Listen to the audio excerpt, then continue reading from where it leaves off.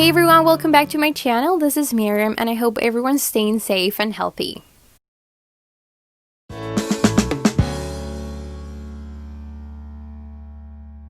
In today's video, I'm going to be working with a beautiful Celebrate collection. This new collection was a special collaboration between Altenew and Pinkfresh Studio, and it was created to help you celebrate and document the important moments in your life.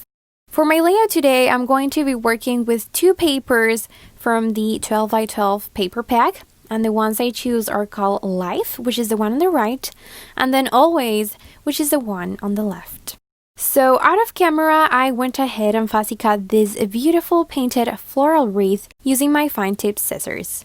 I didn't show the process here though because I've shared this technique before several times in previous videos. So if you want to get a more in-depth explanation, you can go back and watch some of my other videos. But basically what I did was to cut around the entire wreath, leaving a small white border all the way around, and then also fussy cut the center of the wreath so I could have that space open to add my photo later. Now I'm going to cut the barcode or random strip off of the paper with my paper trimmer.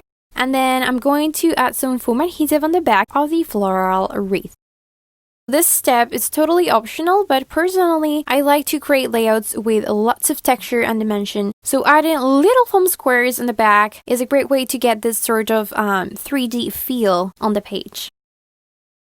Once I have added all the foam squares that I need, I'm going to peel off the backing paper of them and then adhere the wreath to the background paper.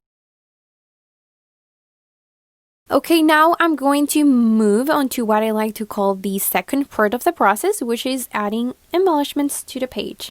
So what I'm doing here is I'm looking through all the pieces from the Ephemera pack and seeing which ones I would like to use and separate these from the rest of the other pieces. And at the same time, I'm also trying to figure out where I want to put them. So while I was doing this, I decided that I wanted to add some layers behind my photo. So I grabbed the 6x6 paper pack and cut a piece of paper slightly bigger than my photo and added it to the back, and then also added some vellum paper to give even more interest to it.